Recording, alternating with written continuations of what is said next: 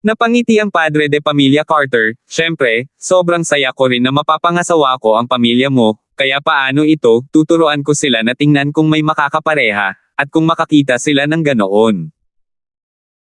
Makikipag-ugnayan sila sa iyo, at pagkatapos ay magse-set up ng oras para magkita ang magkabilang panig, paano naman iyon? Mabuti. Ibinaba ni Lance ang telepono. Agad itong inutusan ni Clan Carter. Siyempre hindi niya ito magagawa ng personal, kung si Lance, tiyak na siya mismo ang pupunta at magpapatakbo nito, ngunit inutusan lang ni Kent ang pamilya na gawin ito. Si Kent ay isang makamundong tao na walang kasanayan sa militar, kaya natural, ang kanilang pamilyang Carter ay makakahanap ng makakapareha. Kinabukasan, madaling araw, nakatanggap si Lance ng tawag. Hello, Senior Lance? Kumusta ka? Elder ako ng Carter family, tawagin mo lang akong Little Flower. Malumanay na sabi ng isang babae. Oh, hello, Elder.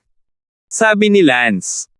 Ganito, nakahanap na kami ng 10 babae para kay Kent na kaparehas niya, kailan ka malaya, paano kung makipagkita kay Kent at pareho tayong magkita sa Dongyang County para sa isang blind date? Ngayon ay maayos. Okay. Then we'll keep in touch. Isang segundo upang tandaan na basahin ang libro. Agad na gamulong si Lance at bumangon. Lance, ang aga mo naman. Tio Kent, may gusto akong sabihin sa iyo. Ano ba, sabi mo? Tio Kent, hindi na maaantala pa ang trabaho mo sa buhay, nagkataon lang na medyo magaling ang pamilya Carter. Ito ang emperador sa lupa ng Tianan Province. Ang pamilya Carter ay may ilang magagandang babae, pumunta tayo sa Dongyang County ngayon. At magkita, tingnan kung may gusto ka sa kanila, at kung gayon, pakasalan mo sila. Lance, tumigil ka nga. Tio Kent, makinig ka sa akin. Lance, tigilan mo na nga yan. Ayoko nang maging door-to-door son-in-law, nakakalimutan mo, door-to-door son-in-law ako ng pamilya Chu, magaling pa naman ako sa ganito. Sabi ni Kent. Tio Kent, this time it's different. This time we're a marriage of equal status, not a door-to-door son-in-law, but they're marry a woman to you. Lance, huwag. Uncle Kent, makinig ka sa akin, gusto mo bang tumanda na lang mag-isa ng ganito? Hindi ka naman masyadong matanda, tutulungan kitang makondisyon pa ang katawan mo, pareho ka ng 35 taong gulang na prime, gusto mong mabalo sa murang edad. Ah, Lance, anong 35 taong gulang? Sinabi ni Lance, Tio Kent, ginawa kitang bata sa pamamagitan ng aking pamamaraan sa pagpapagaling, hindi mas madali na gawing mas bata ka ng 10 taon. Tio Kent, sige. Pumunta ka sa Dongyang County sa isang blind date, marahil, doon talagang babaeng tinutokso ka. Okay. Sa wakas ay tumango si Kent sa kanyang ulo. Gayunpaman, bago umalis, ni-detox ni Lance ang katawan ni Kent, pagkatapos ay pinalakas ang kanyang mga meridian at konstitusyon, pati na rin ang kanyang sigla ng balat at iba pa. Wala pang isang oras, si Kent ay talagang 10 taon na mas bata, bumalik sa 35 sa isang kisap mata. Tiningnan ni Kent ang kanyang sarili sa salamin, lahat ay medyo hindi makapaniwala. Lance, kahanga-hanga ka, 10 taon na ang nakalipas, ganito ako. Masayang sabi ni Kent, sino ba naman ang hindi magnanais na maging mas bata ng 10 taon? Ngumiti si Lance. Tio Kent, higit pa ang pagiging bata kaysa sa hitsura lang Kung gayon ano pa ang mayroon? Tanong ni Kent. Tumango si Lance, alam mo. Naunawaan ka agad ni Kent, medyo hindi makapagsalita. Sinabi ni Lance, Tio Kent, napakabata mo ngayon, 35 taong gulang pa lamang, kung hindi ka magkakaroon ng asawa, sasayangin mo ba ang iyong oras sa ganito? Lance, huwag mong dayin ang sarili mo, 45 na ako. Ang iyong katawan ay bumalik sa 35, 45 lamang ang iyong edad sa pag-iisip, sige, pumunta sa Dongyang County, blind date. Dumating sina Lance at Kent sa Dongyang County. Si Kent ay 10 taon na mas bata at mas gwapo, nagtataglay ng isang napaka-mature na alindog, at ang karaniwang babae ay hindi mapigilan ang alindog na iyon. Sa isang hotel, nagayos silang magkita. Unang nakilala ni Lance ang babaeng elder na iyon ng pamilya Carter. Senior Damon, ang 10 taong ito ay ang mga babaeng ipinaraise ng aking pamilyang Carter kay Kent, tingnan mo. Kinuha ni Lance ang 10 larawan, lahat ng 10 ay maganda. Sinabi ni Carter Patriarch, ang 10 taong ito ay ang mga piling tao ng aking pamilyang Carter, sa pagitan ng edad na 28 at 33, walang asawa. Siyempre, masisiguro lang natin na sila ay walang asawa, hindi natin masigurado kung sila ay naging sa isang relasyon o anumang bagay na tulad nito. Tanong ni Lance, hindi mahalaga kung nakipagrelasyon na sila o hindi pa rin ito virgin, ngunit dapat silang lahat ay single, wala pa rin ang huling relasyon nila na magmumaltaw sa kanila. O anong biro mo kay Senior Damon, paano ka namin maloloko? Halimbawa, itong isang ito, ang pangalan niya ay Carter Yinghua, 29 na taong gulang, siya ay kasalukuyang chairman ng isang grupo sa aming pamilyang Carter. At ito naman, ang kanyang pangalan ay Carter Sianling, siya ay kasalukuyang Deputy Minister ng Public Security Department ng Tianan Province, siya ay 32 taong gulang. Lahat sila ay mga elite ng aming pamilyang Carter, ngunit syempre, tulad ni Kent, wala silang martial talento sa sining at alam lamang ang ilang mga pangunahing kaalaman. Tulad ng sigurado akong alam mo, ang mga tao sa aming Carter family na namamahala sa Tennant Prefecture ay hindi mga martial arts practitioner. Ang mga martial arts practitioner ay nakatuon sa pagsasanay sa martial arts, wala silang oras upang basura sa mga makamundong bagay. Tumango si Lance, tila talagang sinsero ang pamilya Carter. Sige, paghandaan mo muna ang 10 dilag na iyon, ipapakita ko rin ang impormasyong ito kay Tio Kent, at pagkatapos ay magkakaroon tayo ng formal na blind date. Sige. Kinuha ni Lance ang impormasyon ng 10 tao at pumunta sa silid ng hotel para hanapin si Kent. Tio Kent, tingnan mo, ito ang 10 dilag mula sa pamilya Carter na nakipag-blind date sa iyo, tingnan mo ang nakakatugon sa iyong mata.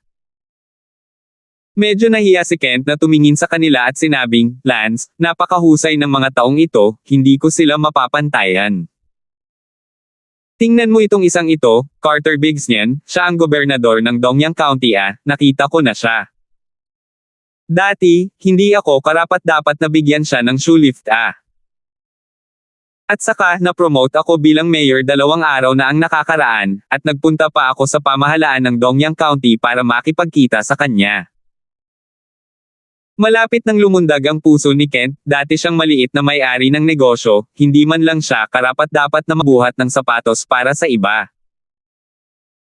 Ngunit ngumuso si Lance, Tio Kent, bakit kailangan mong maging masyadong mapangahas? Kung ano ang banggitin ay hindi karapat-dapat ang mga sapatos, kung hindi sila ipinanganak sa pamilyang Carter, sa palagay mo ba ay napakahusay ng mga ito?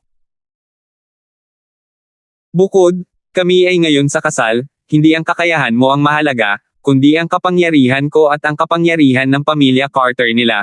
Matapang kang nakipag-blind date, kung gusto mo, pwede mong pakasalan ang mga gusto mo, gusto ka man nila o hindi, dahil hindi nila ito pagkakataon para hindi ito magustuhan, kailangan nilang sundin ang kaayusan ng pamilya Carter. Sige. Tumango si Kent. Tio Kent, pagkatapos ay ibunyag mo kung alin ang gusto mo.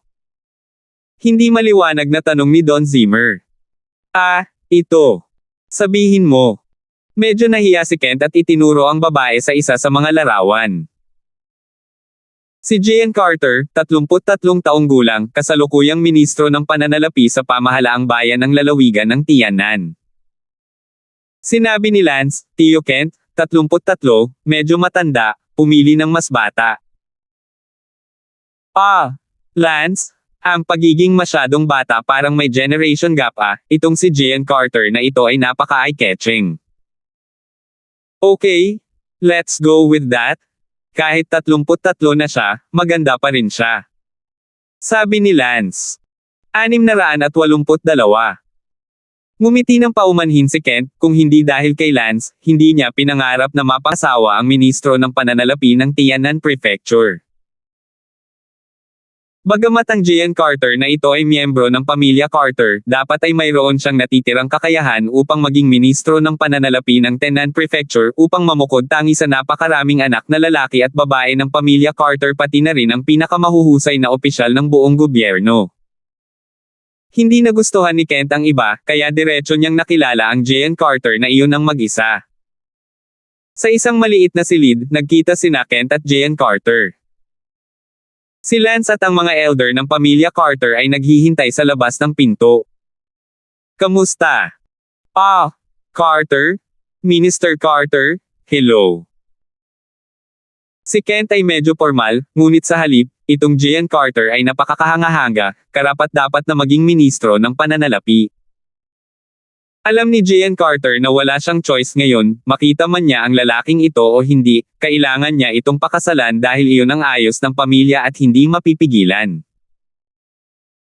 Gayunpaman, sa kabutihang palad, pagkatapos ng pulong, si J.N. Carter ay nagkaroon ng magandang impresyon kay Kent, mature at kaakit-akit, hindi sa lahat ng sinabi ng profile, isang 45 taong gulang na nasa katanghaliang gulang na lalaki. Sa simula ay alam ni J.N. Carter na interesado si Kent sa kanya, gusto niyang mamatay, ngunit pagkatapos ng pagpupulong, tila hindi ito naitaboy. Nako, Kent, huwag kang kabahan. Mabuti. Kent, hindi ka mukhang 45, nasa 34, 35 ka lang. Tumawa si J.N. Carter. Ako. Si Kent ay nagpapasalamat kay Lance dahil ginawa siyang mas bata ng 10 taon. Ang orihinal na akala ni Kent ay hindi na siya makakagalaw muli, ngunit nang makita niya si J.N. Carter ngayon, ang kanyang maalikabok na puso, na matagal nang nakatatak, ay muling kumabog. Oh, Kent, wala ka bang masasabing kumpleto? Ikaw, ang ganda mo. Salamat. Bahagyang ngumiti si J.N. Carter, bawat galaw ay puno ng hangin ng isang superior na tao. Kung napakaganda mo, bakit hindi ka pa kasal? Tanong ni Kent. Nako, kailangan mo bang mag-asawa ng maaga dahil lang sa maganda ka, hindi mo pa nakikilala ang tama, kaya madaling makarating sa edad na iyon. At ikaw, balita ko mayroon kang isang anak na babae. Oo, ngunit siya, may nangyari sa kanya sa sandaling ito. Medyo matigas ang tingin ni Kent, iniisip kung tutol ang kanyang anak kung mag-aasawa siyang muli ngayon, o kung hindi, magsisisi talaga siya para dito, ang dahilan kung bakit hindi niya ginawa. Gustong mag-asawang muli sa nakaraan ay dahil sa malamig na karamdaman ng kanyang anak, paano kaya siya ay nasa mood na magpakasal muli? Sige, Kent, I'm quite satisfied with you. Hindi pa naman ako bata, it's time to get married, and besides, if you only fuck me, I have no choice. Sinabi ni Kent, kung talagang hindi mo gusto, maaari kong kausapin si Lance. Huwag na, hindi mo ako pinapasama, ikaw lang.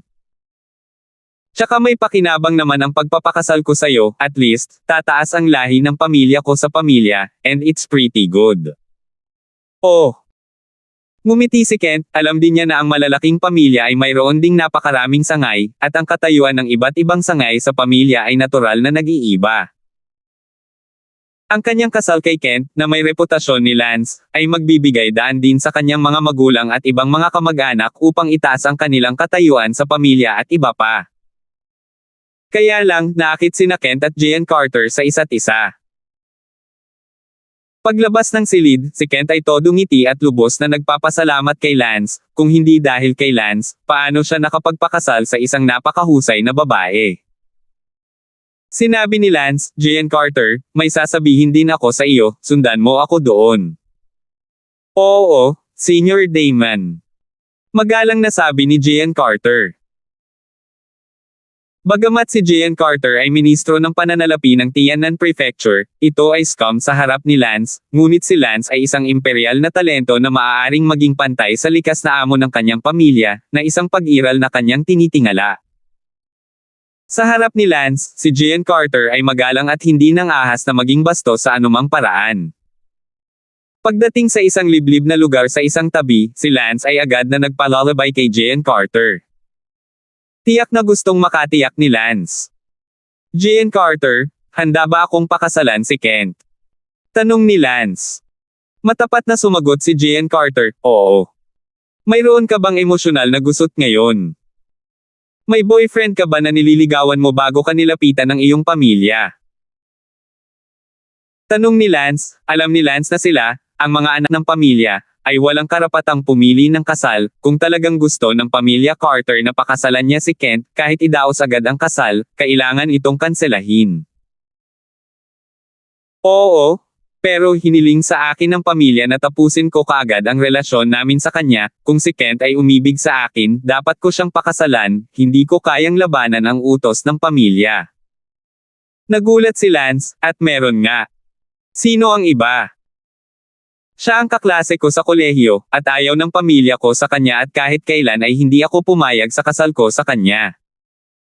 Sabi ni Gian Carter na may mapurol na mga mata. Natakot si Lance na ang kabilang partido ay masusuklam kay Kent dahil dito at lihim na gumawa ng isang bagay kay Kent, kaya't na-hypnotize ni Lance si Gian Carter, mas mabuti kung walang anumang gusot. Ngunit hindi ko inaasahan na naroon talagang naging emosyonal na gusot. Mahal na mahal ka ba niya? Tanong ni Lance. Sinabi ni Gian Carter, magkasama na kami simula noong kolehiyo, at mahal na mahal niya ako. Ano naman sayo? Ako, parang hindi ko nagustuhan gaya nung una, medyo pagod na ako. Sagot ni Gian Carter. So, nagpakasal ka kay Kent, sincere ka? Oo, ang ibig kong sabihin, gusto kong matapos na siya at pakasalan si Kent. Pinitik ni Lance ang kanyang mga daliri, dinasarmahan ang oyayi. Natahimik si Gian Carter, ngunit wala siyang alam at naisip na lumapit lang siya at magalang na nagtanong, Senior Damon, ano ang gusto mong sabihin sa akin, pakisabi. Tinanong ni Lance, Gian Carter, sinsero ka ba sa pagpapakasal kay Kent? Oo. Kung gayon, kasalukuyan ka bang single? Mayroon bang mga emosyonal na kalakip? Tanong ni Lance. Sagot ni Gian Carter, hindi, I've been single. Huminto ang puso ni Lance, sinungaling, alam lahat tungkol sa iyo. Gayunpaman, dahil sinsero ka, bibigyan kita ng pagkakataong makipag-ayos kay Tio Kent, at kung ikaw pa rin ang pipiliin ni Tio Kent, wala na ako. Sabihin. Sige, Gian Carter, wala akong masabi, gusto ko lang sabihin sa iyo na tretuhin mo ng tapat ang Tio Kent ko. Huwag kang mag-alala Senior Damon, gagawin ko. Tumalikod si Lance at naglakad palayo, lumapit kay Kent at sinabi kay Kent, Tio Kent, may gusto akong sabihin sa iyo. Lance, sabi mo. Tahimik na sinabi sa kanya ni Lance na si Gian Carter ay palaging may kasintahan, isang kaklase mula sa kanyang kolehiyo, ngunit ang kanyang pamilya ay nag-aatubili na aprobahan at hindi nagpakasal, ngunit siya ay medyo napagod sa relasyon na iyon at ngayon ay tunay na handa na pakasalan si Kent. Lance humiling kay Kent na tanggapin ito, kung hindi, maaari mong piliing mamuhay ng iba. Sabi ni Kent, Lance, I don't mind, as long as she's genuinely willing. No way, Tio Kent. Dati pa may boyfriend ang mga tao baka natulog pa sa iisang higaan kasama ng dating kagabi, ito ay maaari mo ring tanggapin, o piliin ang isa, hindi ako naniniwala na piliin ang isa o may damdamin. Sa pagkakasalubong. Naku, Lance, may anak na ako, matanda na siya, paano ko siya maiinis para dito? Wala akong pakialam basta sincere siya at hindi pinilit ng pamilya, at sa totoo lang, nahulog ako. In love with her at first sight. Medyo namumula na sabi ni Kent, kumikinang sa second coming of love. Sige. Huminto si Lance sa pagsisikap na hikayatin siya, hanggat si Tio Kent mismo ang nagustuhan nito. 683. Kaya lang, nagkasundo si Kent at itong si Carter Gian. Dahil hindi alam ni Lance kung may oras pa siyang bumalik para sa kasal sa susunod na taon, sumang-ayon si Lance sa pamilya Carter na ang petsa ng kasal ay itatakda sa ika-28 ng taon, 2 araw bago ang bagong taon. Noong ika-28 araw ng bagong taon, idinaos ni Kent at Gian Carter ang kanilang kasal sa isang malaking hotel sa London City. Dahil ayaw ni Kent na maging masyadong high profile, ang kasal ay medyo simple din ang pagdaraos. Tio Kent, Tita Carter, binabati kita, hiling ko sa iyo ang 100 taon ng mabuting kalooban at maagang pagsilang. Ngumiti si Lance at sinabi kina Kent at Jean Carter. Mukhang napahiya si Kent, sinabihan siya ni Lance na magkaroon ng maagang anak, ayaw na niyang magkaroon ng mas marangal na anak. Sinabi ni Jean Carter, salamat, Senior Damon. Tita Carter, dahil asawa ka na ngayon ng Tio Kent ko, natural lang na Tita Carter ang itatawag ko sa iyo, sinundan mo rin si Tio Kent at tawagin mo akong Lance, sana hindi mo mabaygo ang Tio Kent ko sa hinaharap at mamuhay ng maayos siya. Mabuti, Lance. Here's to your early birth, cheers. Bahagyang ngumiti si Lance, pagkatapos, naglagay ng speaker, nakarating ito sa tenga ni Jean Carter, alam ko ang lahat tungkol sa iyo at sa boyfriend mo sa kolehiyo, kung maglakas loob kang gumawa ng mali kay Tio Kent sa likod ng kanyang bumalik, dapat alam mo kung ano ang gagawin ko, Tita Carter. Nagbago ang mukha ni Jean Carter, ipinasa ni Lance ang mensahe sa kanya, walang ibang nakakaalam. Bahagyang tumango si Jean Carter kay Lance. Sa simpleng kasal na ito, nagpakasal din si Jean Carter sa pamilyang Brown at magdiriwang ng bagong taon kasama si Kent ngayong taon. Sa isang kisap mata, bisperas na ng bagong taon. Sa ika-30 araw ng bagong taon, ang mag-asawang Lance at Kent, kasama sina Bella, Sarah, Mina, at ilang iba pa ay magkasamang ginugol ang bagong taon. Sa ikalawang araw ng unang buwan, umalis si Lance sa London City kasama sina Bella at Sarah, at bumalik sa Starling City. Dahil siya ay oiliary minister na ng 40 prinsipe, hindi masyadong maluwag si Lance, at bumalik kaagad pagkatapos ng bagong taon, at ngayong may asawa na rin si Kent, si Lance ay medyo naging komportable sa kanya. Kahit isa ay walang nang ahas na saktan siya sa saklaw ng Tianan Prefecture. Pagdating sa Starling City, agad na pumunta si Lance sa bahay ng 40 prinsipe. Ang aking mga nasasakupan ay nagbibigay ng kanilang paggalang sa kamahalan 40, bumabati sa kamahalan 40 ng manigong bagong taon at isang bagong hakbang pasulong. Hahaha, Kuya Damon, no need to be polite, ikaw din, Happy New Year, bakit ang aga mong dumating? Nandito ako pagkatapos ng bagong taon, walang saysay na bumalik sa bahay. Sabi ni Lance.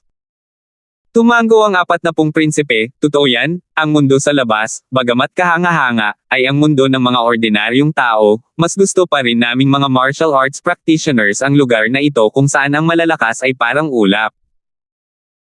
Tumango si Lance, talagang hindi masyadong masaya ang bumalik sa London City, lahat ay nanghihina. Pagmamaneho ng sports car, pagpunta sa mga bar, pagdalo sa mga konsyerto, panunood ng mga pelikula, wala na sa pakiramdam na kawili-wili, hindi na ito pareho tulad ng sa simula. Lance, nasa oras ka lang. Sinabi ni Lance, ano ang sasabihin ng kamahalan? Lance, may kabuuang 100 tao ang nagparehistro para sa International Student Quota, at kabilang sa daan-daang mga tao na ito, mayroong early innate, mid-innate, late innate, pati na rin ang mga toxic spellcasters, charmers, sound spellcasters, archery spellcasters, in short, all kinds of similar geniuses. However, the quota for international students is only 10, so sabi ng matriarch ko, baka hindi ka makapag-aral sa abroad. Nagulat si Lance, hinihintay pa rin niya ang kanyang mga mata na mag-aral sa ibang bansa. Bakit? Lance, napakaraming mga henyo, ngunit ang kota ay 10 na lang, at marami rin ang mga relasyon, ang mga relasyon ay espesyal na inaprobahan ng emperador, inabawas ang mga relasyon, natatakot ako na mayroon na lamang 5 kota na natitira, napakarami. Mga tao, sinabi ng aking ina na asawa na ang posibilidad na ikaw ay mapili ay masyadong maliit, at ang aking ina na asawa ay binibigyan ka lamang ng isang mahusay na pag-iingat na pagbaril ng maaga. Ako ay isang double genius, at wala akong magagawa tungkol dito. Truth be told, hindi lang ikaw ang double genius. Mukhang punong-puno ng talento ang North Empire. 40 Your Highness, kung magdadagdag ako ng isa pang titulo ng Imperial Talent, may pag-asa pa ba? Lance, wala ka na bang talent? Bakit hindi mo sinabi kanina? Sinabi ni Lance, hindi ito eksaktong talento, ngunit sumagi sa isip ko na maaari kong hamanin ang Enchanted Spiritist. Lance, wala kang talent sa lugar ng isang Vertigo Master, nakakatakot ka rin. Nagulat ang 40 prinsipe. Si Lance ay orihinal na walang contact sa aspetong ito, ngunit sa pamamagitan ng pagkakataon sa Glazed Kingdom, natutunan niya ang isang Oyai, na may parehong epekto sa mesmerism, o kahit na, ang epekto ng Oyai ay magiging mas mahusay, kahit na mas mahusay kaysa sa Leslie Smith. Kaakit-akit na sining, tama. Dagdag pa rito, ang lakas ng pag-iisip ni Lance ay lubos na pinahusay, na nagpabuti rin ng lullaby ni Lance. Ang lullaby ni Lance ay naisagawa na sa 7th antas.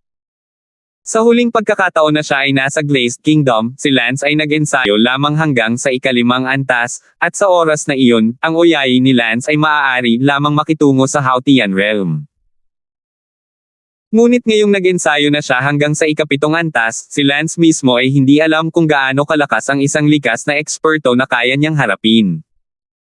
Marahil, hindi na magiging problema ang late innate. Bukod dito, naramdaman din ni Lance na parang hindi siya malayo sa 8th antas ng lullaby. Kaya, hindi ba ito nangangahulugan na si Lance ay itinuturing na isang Vertigo Master? Marahil, si Lance ay may talento sa simula, ngunit si Lance mismo ay hindi alam ang tungkol dito, kung hindi, paano pa matututo si Lance kung paano tumugtog ng mga lullabies? Lance, isa kang henyo. Kung makakakuha ka ng 3 titulo ng Imperial Talent, tiyak na makakapag-aral ka sa ibang bansa. Hindi pa huli ang lahat, dapat kang pumunta sa Enchanted Soul Masters Union ngayon din. At tasahin ang iyong ranggo ng Enchanted Soul Master, hanggat naabot mo ang titulong 8th grade Enchanted Soul Master, magagawa mong makuha ang titulong Imperial Talent. Ang isang 8th grade Mesmerist ay katumbas ng isang maagang likas na eksperto. Mabuti. Tumango si Lance at agad na pumunta sa Enchanted Soul Masters Union. Personal na sinamahan ng 40 prinsipe si Lance dahil masyado rin siyang nabigla, itong si Lance, kung talagang makukuha niya ang titulo ng 3 Imperial Talents, talagang pambihira, napakaswerte niya para makapag-recruit ng ganoong Oyliari Minister. Dumating si Lance sa Vertigo Masters Union. Greetings to the 40 princes. Maraming tao ang abala sa pagbibigay galang. Sige, hindi na kailangang maging magalang, ngayon ay sasamahan ko ang aking Oyliari talent, si Lance, upang i-assess ang Mesmerist rank. Hindi ba si Lance ay isang dual genius sa healing at martial cultivation? Hahaha, oo. Pero may talent din si Lance sa mesmerism, kaya tigilan mo na ang pagmamaktol at magsagawa ka agad ng assessment. Oo. Labis na nagulat ang mga tao mula sa Vertigo Union, itong si Lance ay masyadong hindi karaniwan, isa na siyang double genius, gusto ba niya ng 3 araw lang? Isang mesmerist na nasa 9th na baitang ang nagsabi kay Lance, Lance, susuriin ko ngayon ang antas ng iyong pagiging mesmerismo. Mayroong mga tagapagturo ng mesmerismo mula 1 hanggang 8 baitang dito, maaari kang pumili ng isa ayon sa gusto mo, kung sino ang manalo sa hamon. Ikaw ay isang mesmerist kahit anong grado. 684.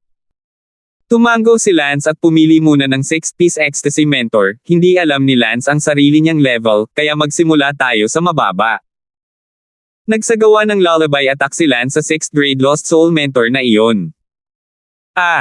Sa sumunod na segundo, nahulog ang 6th grade Lost Soul mentor na iyon, nawala ng malay. Nagulat ang 9th na baitang iyon na nakakabighaning tagapagturo na namamahala sa pagtatas at bumagsak sa 1 segundo, na nagpakita na ang antas ni Lance ay higit na lumampas sa antas ng 6th na baitang. Nagpatuloy si Lance sa mas mataas na pagpipilian. Kung gayon, dumiretso na lang tayo sa 8th grade Mesmerized Spirit Mentor, di ba? Sabi ni Lance. Ang 8th grade Lost Soul Mentor na iyon ay lumabas at sinabing, Lance, mangyaring payuhan, Itong 8th grade Lost Soul Tutor, sa sandaling sinabi niya na pakiusap, natomba siya. Nagulat ang 9th grade assessment mesmerist, talagang direktang inatake ni Lance ang 8th grade down, ang level ni Lance ay higit pa sa 8th grade mesmerist, Ang 40 prinsipe na nanunood sa gilid ay nagsabi na may labis na kagalakan, Lance, mahusay, matagumpay mong nalabanan ang 8 ranggo na mesmerist, at hindi pa iyon ang iyong huling lakas, mahusay, ikaw ay talagang isang henyo. Ngumiti si Lance at sinabi sa assessment tutor, Senior, anong grade ka na Vertigo Master? 1 segundo upang tandaan na basahin ang libro. 9 pins. Kung gayon, pipiliin kita sa tabi upang maging isang nakakatuwang mentor. Okay. Ang mentor sa pagtatasa ng 9 na baitang iyon ay tumango, ang kanyang puso ay medyo nalungkot kay Lance, dahil si Lance ang nagkusa na imungkahi na siya ang target ng pagtatasa, at si Lance ay napakalakas, ang kanyang puso ay sobrang inggit din, siya ay higit sa 80 taong gulang na, at 9 na baitang mesmerist pa lamang, ngunit si Lance ay ilang taong gulang pa lamang, may matinding selos sa kanyang puso, tama ba?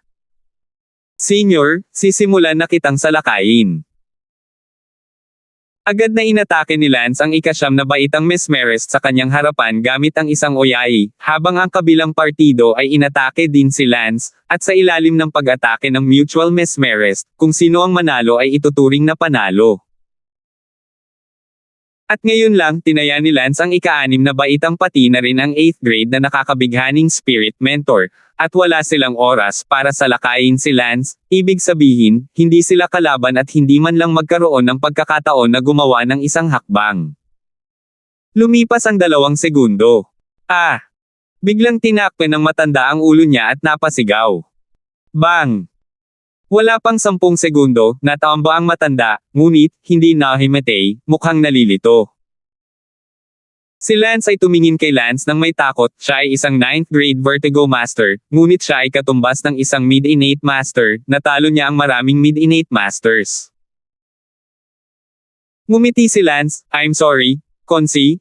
Parang dapat akong maging mesmerist ng 10 baitang, 10 na naman, ang healing technique ay 10, at ang nakakaakit na technique ay 10 din, hindi mo ba ako mabibigyan ng 11 grado? Ang ilang mga Soul Master sa eksena ay tumingin kay Lance na may paninibugho at paghamak, dahil ang sinabi ni Lance ay masyadong mapagpanggap, masyadong maput, 2 domain ang umabot sa 10 baitang, ngunit siya ay nagsisisi pa rin kung bakit hindi siya nakarating sa isang 11 baitang, ang mundo ay hindi pa nakakita ng noong mapagpanggap na paghahambing. Tumawa ang 40 prinsipe, Lance, congratulations, assessment bilang isang 10th grade enchanter. Hehe. Salamat, kamahalan. Hindi na muling nag-appraise si Lance, dahil naramdaman niyang dapat siyang maging lakas ng 10 baitang, 11 baitang ay imposible, kung 11 baitang, pagkatapos ay ang 9 na baitang. Nawala ng malay si mesmerist. Siyempre, kung ang hypnotic na kanta ni Lance ay isagawa hanggang sa 8 antas, maaari siyang maging isang mesmerist sa 11 baitang, at pagkatapos, marahil kahit na ang pinakamalakas na katutubo ay maaaring lumaban. At ang araw na ito ay hindi malayo, dahil si Lance nadama na ang 8 antas ng kanyang hypnotic na kanta ay hindi malayo sa pagsasanay. Matagumpay na nakuha ni Lance ang kanyang sertipiko bilang 10th grade Ecstasy Master, at pagkatapos ay kinuha ito at nagtungo sa Genius Trade Union. Kunin ang titulong Imperial Talent ng Vertigo Master. Kaya lang, nakuha ni Lance ang 3 titulo ng Imperial Talent. Sa Lance, may 3 titulo ng Imperial Talent ngayon, Martial Cultivation Imperial Talent, Healer Imperial Talent, at Enchanted Soul Master Imperial Talent. Kumalat ang bagay na ito nang wala sa oras. Sa bahay ng 42 na prinsipe. Ano? Si Lance, ang aliping iyon ng aso, ay muling nakakuha ng titulong Enchanted Spiritualist Imperial Talent. Oo, bastyusin mo itong aliping aso, bakit napakalakas nitong aliping aso? Your Highness, sa oras na tinanggihan niya ang iyong solicitation, hindi ko akalain na magiging ganito siya kagaling. Umalis sa bibig ang 42 na prinsipe, itong bagay na aso, hahayaan kitang wala ng buhay, gusto kong makita kung gaano pa rin siya kagaling. Prinsipe 42, ano ang gusto mo? Hindi ba pwedeng pumatay ng aso ang prinsipe ko? Sa isang mansyon sa Starling City, ang mansyon na ito ay tinawag na Smith Mansion. Miss, ang iyong possessed soul division ay gumawa ng isa pang Imperial Talent Title Genius. Hindi pwede. The last time you assessed to become an 8th grade mesmerist, I didn't expect that another genius mesmerist will appear so soon, and he's even better than you. Sino? Hindi ako naniniwala, ang babaeng ito ay 19 na taong gulang pa lang, umabot na sa ika-8 baitang mesmerist. Hindi ako naniniwalang may makakalampas sa akin, nanalo ako ng unang pwesto sa kompetisyon ng kabataang mesmerist noong nakaraang taon, hinahangaan ako ng buong lungsod ng Starling, naging mesmerist sa ika-8 baitang sa edad na 19 na taong gulang, nagtatamo ng talento ng imperial, iba pang mga tao, na natamo lamang ang aking tagumpay sa edad na 24. At sa oras na ako ay 24, maaaring ako ay ika-9 na baitang Lost Soul Master. Pagmamalaki ni Leslie Smith, hindi siya kumbinsido nang marinig na may mas magaling pa sa kanya. Sa katunayan, ang katanyagan ni Leslie Smith ay nagkaroon din ng kaunting kaguluhan sa Starling City mula noong siya ay nanalo sa unang pwesto ng batang mesmerist noong nakaraang taon, kaya't si Leslie Smith ay ipinagmamalaki sa loob, at ang kanyang pamilya ay nakatuon din sa kanyang paglilinang at nag-apply sa imperyo para ipadala siya sa Star Ocean Academy. Miss, talaga. Hindi ako naniniwala, ilang taon na siya. 20 taong gulang. Cut. 20 years old has the nerve to compare with me, who's so boring to compare him with me. Tapos, 20 years old na siya, pero umabot na siya sa level ng 10th grade psyker. Ano, sinasabi mo na naman? Naabot na niya ang 10th possessed spirit master. Imposible, anong pangalan niya? Parang Lance ang pangalan niya. Imposible. Agad na tumakbo palabas ng Smith residence si Leslie upang hanapin si Lance sa tirahan ng 40 prinsipe, gusto niyang i-verify mismo ang pagiging tunay. Vertigo genius at mas malakas pa siya kaysa sa kanya, pagkatapos ay naramdaman ni Leslie Smith na hindi na siya mabubuhay. Sa sandaling ito, sa bahay ng 42nd Prince. Isang likas na pagiging perpekto na malakas na lalaki ang dumating sa isang pavilion sa gitna ng isang lawa. 42 prinsipe, nandito na ang kampan mo, ano ang gusto mo sa akin? Walang ingat na sinabi ng ika-42 na prinsipe habang nilalaro niya kanyang snuff bottle para hilingin sa iyo na pumatay ng isang tao. Your Highness, hayaan mo akong patayin ng subordinate mo kung sino. Lance. Your Highness, Lance siya ang auxiliary talent ng 40 prinsipe, at narinig ko na siya ay nabigyan ng pangatlong Imperial Talent title. 685. Dahil napanalunan niya ang titulong pangatlong talento ng Imperial kaya lalong nagalit ang prinsipe na ito sa asong ito, ang asong ito ang unang ni-recruit ko sa unang lugar, ngunit nagkaroon siya ng mga mata at tainga na tanggihan ang aking pagre-recruit at pinalayas. Ang prinsipe na ito ay nagsisi na hindi siya pinatay sa oras na iyon, ngunit hindi mahalaga, ang prinsipeng ito ay kayang patayin ang asong ito kahit ngayon. Bumalik ka sa akin. Ito. I told you did not you hear me? And be smart about things, you know what I'm going to say, so go. Yes, Your Majesty. Tumango si Ramses Liao at lumabas ng pavilion.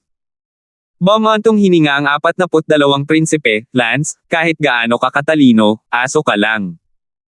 Sa bahay ni Lance. Maya-maya ay may kumatok sa pinto.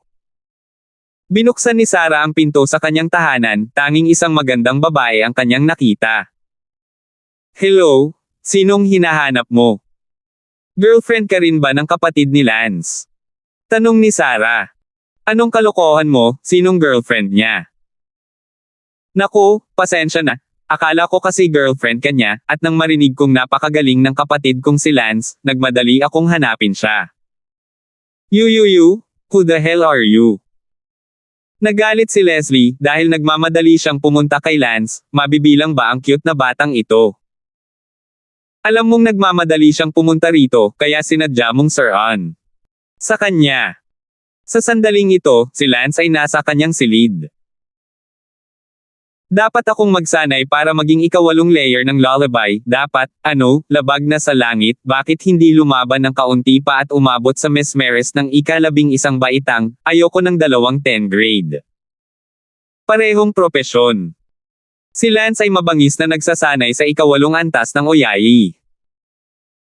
Sa pamamagitan lamang ng pagsasanay hanggang sa ikawalong layer, si Lance ay maaaring maging isang pang-11 baitang mesmerist, at gayon paman, si Lance ay lumalaban na sa mga mata ng maraming tao ngayong nakakuha na siya ng 3 titulo ng talento ng imperial, kaya bakit hindi na lang ang butil ng kaunti pa? Ang pag-abot sa ika-11 baitang mesmerist ay magbibigay daan sa kanya na lumaban sa mga likas na perpeksyonista, bagamat maaaring hindi siya manalo sa labanan, maaari man lang siyang lumaban ng hindi nababahala na mapatay ng mga likas na perpeksyonista. Matakot na makubkob ng higit sa 2 nahuling katutubo, ngunit hanggat naabot niya ang ika-11 possessed spirit master, si Lance ay hindi matatakot na makubkob. Magsanay, magsanay, magsanay. Si Lance ay napuno ng kumpiyansa, kailangan niyang magsanay. Pagkaraan ng ilang sandali, tumawa si Lance ng malakas, nag-practice, ang ikawalong antas ng Oyayi, ang prinsipeng ito ay nag-practice, tumahimik, nagkamali. Biglang tinakpin ni Lance ang kanyang bibig, madalas marinig ang mga prinsipeng iyon na tinatawag ang kanilang sarili na prinsepe, na ito, ang kay Lance.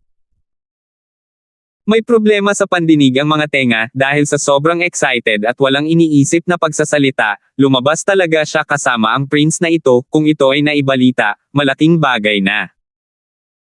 Mag-ingat sa mga sasabihin mo mula ngayon, kahit na ikaw. Kiligin ka na naman, hindi ka makapagsalita ng kalokohan kung gusto mo talagang sabihin ako, next time, pupugutan ka talaga. Sa sandaling ito, may sumigaw mula sa labas, Lance, lumabas ka. Leslie. Agad na narinig ni Lance ang boses ni Leslie. Hoy, Leslie Smith, bakit mo ako hinahanap? Ang ginoong ito ay isa na ngayong ika-10 baitang nakakabighaning Spirit Master, sa isang larangang ito, ang ginoong ito ay iyong senior, mas mabuting magpakita ka ng kaunting paggalang sa iyong nakatatanda, kaya huwag magmadali. At Yumoko. I won't. I don't believe you're really a 10th grade vertigo master.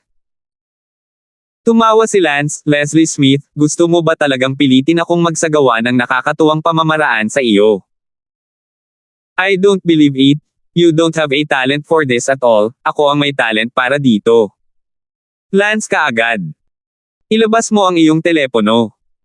Hoy, anong ginagawa mo? Malalaman mo ito sa ilang sandali. Binuksan ni Lance ang kanyang video sa telepono, pagkatapos, si Lance ay nagsagawa ng Oyayi na pag-atake kay Leslie. Leslie, halika, sumayaw ka ng kaunting mansanas. Thud, akin ka? Munting mansanas? Kung paano ka mahalin ay hindi sobra, apoy-apoy. Sa isang tabi, tinakpan ni Sarah ang kanyang bibig at tumawa, si Leslie ay talagang sumasayaw ng isang maliit na mansanas. Makalipas ang 1 minuto, itinaas ni Lance ang Oyayi. Ano ang ginagawa ko? Tila natauhan si Leslie. Kanina lang pinasayaw ng kapatid ni Lance ang Little Apple. Imposible. Namutla ang mukha ni Leslie. Inihagis ni Lance ang video ng cellphone kay Leslie Smith, tiningnan ito ni Leslie Smith, natulala ang buong tao, siya, talagang sumasayaw siya ng Little Apple, at dahil wala siyang alam sa kanta at sayaw, kumanta siya ng wala sa tono, kahit na mali ang lyrics. Sinabi ni Lance, Leslie, napakatalino mo sa pagsasayaw. Tama, iniisip ko kung ang Genius Union ay may talento sa Dancing Empire, o maaari kang mag-apply para sa isa. Lance, ikaw, isa ka talagang mesmerista sa ika-10 baitang. Sabi ni Leslie na may hiya at galit. Sinabi ni Lance, Mali, hindi ako isang Enchanted Soul Master sa ika-10 baitang, ako ay Enchanted Soul Master sa ika-11 baitang. Nanatili roon ang buong katawan ni Leslie Smith. Leslie Smith, mas nasaktan ako sa pagpapasayaw sa iyo ng munting mansanas ngayon, ngunit ikaw ang dapat humingi sa akin ng pag-verify, kaya ikaw ang nagdala nito sa aking pintuan, para magawa mo, blame me. Okay, I don't have time to entertain you right now, I have to go solidify it. Tumalikod si Lance at pumasok sa kwarto.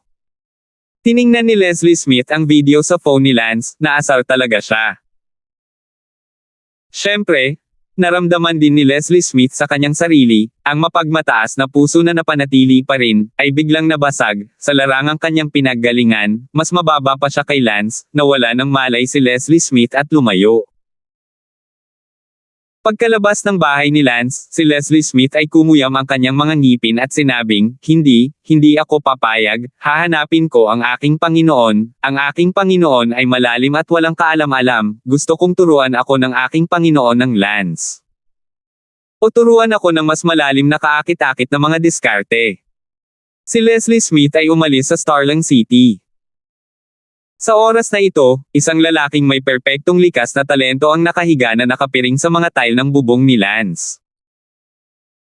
Lance, hindi mo rin ako masisisi, sumusunod lang ako sa utos, pagkatapos mong mamatay, hanapin mo si Prince Ivan, siya ang gustong pumatay sa iyo, hindi ako. Pagsabi noon ay lumipad pababa ang lalaking may perpektong likas na talento. Si Lance ay nasa bahay, ngunit hindi niya napansin ang malakas na lalaki na nakahiga sa bubong, na hindi masisisi kay Lance, na ikinukumpara ang lalaki sa lalaki na innate perfection, habang si Lance ay nasa gitna ng innate perfection, isang pagkakaiba ng dalawang realms. Ang pagkakaiba sa pagitan ng dalawang realms ay hindi maliit, nang walang mga espesyal na pagkakataon, ito ay isang bagay na aabutin ng hindi bababa sa 20 taon upang linangin, at ito ay isang henyo pa rin. Anong tao?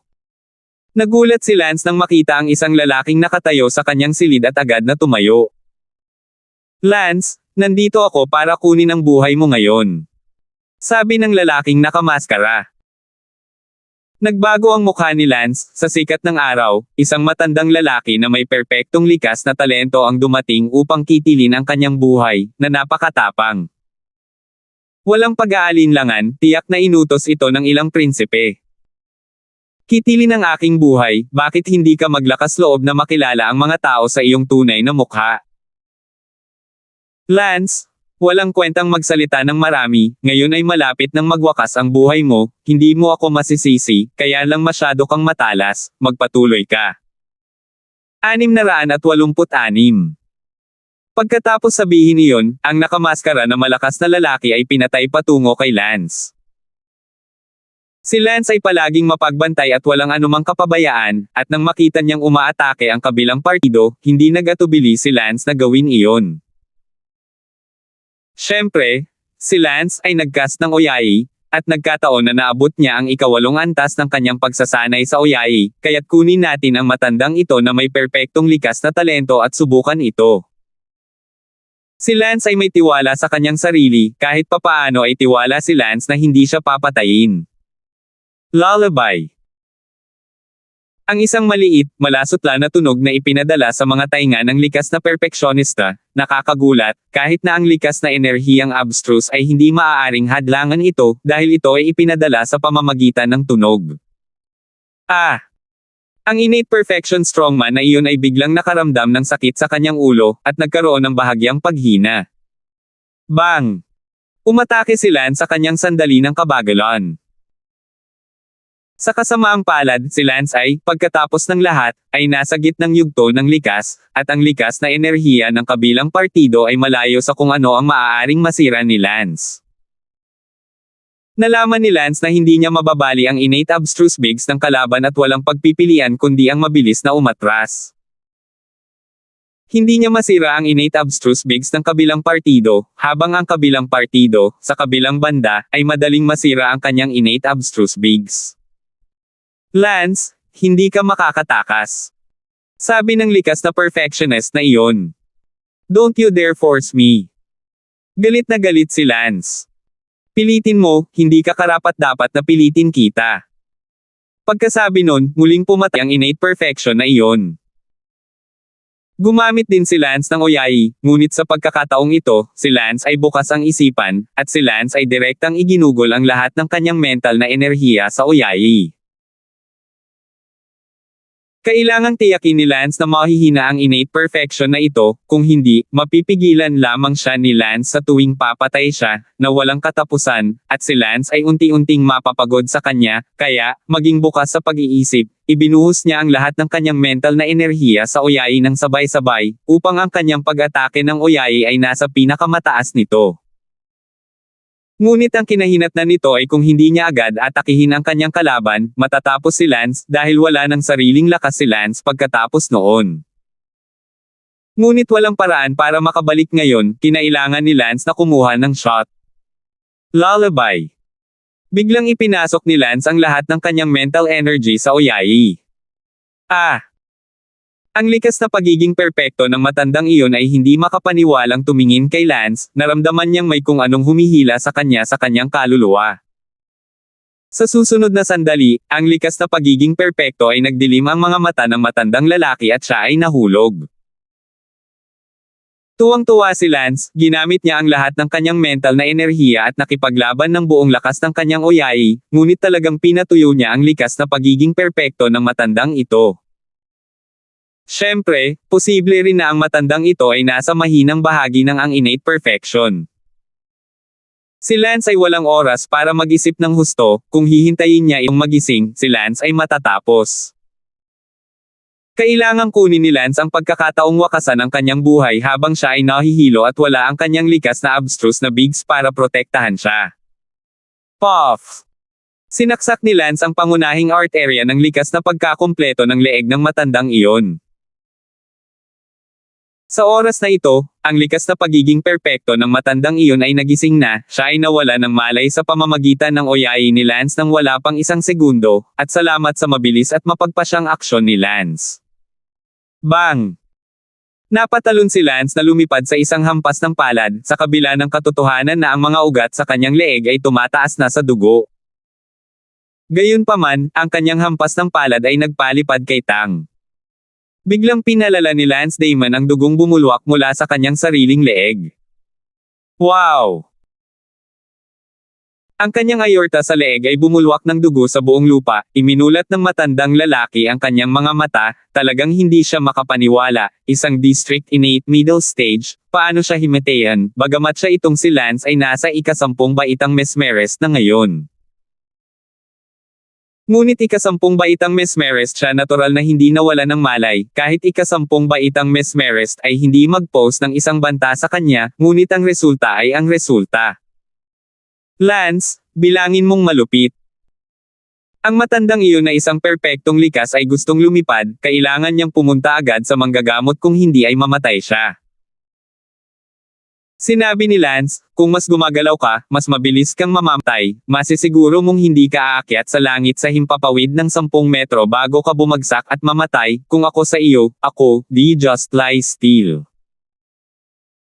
Alam kong gusto mong pumunta sa healer, pero healer ako, sa lakas ng healer ko sa ika-10 baitang, wala namang problema ang iligtas ka, sabihin mo lang sa akin kung sino ang nagpadala sa iyo para patayin ako.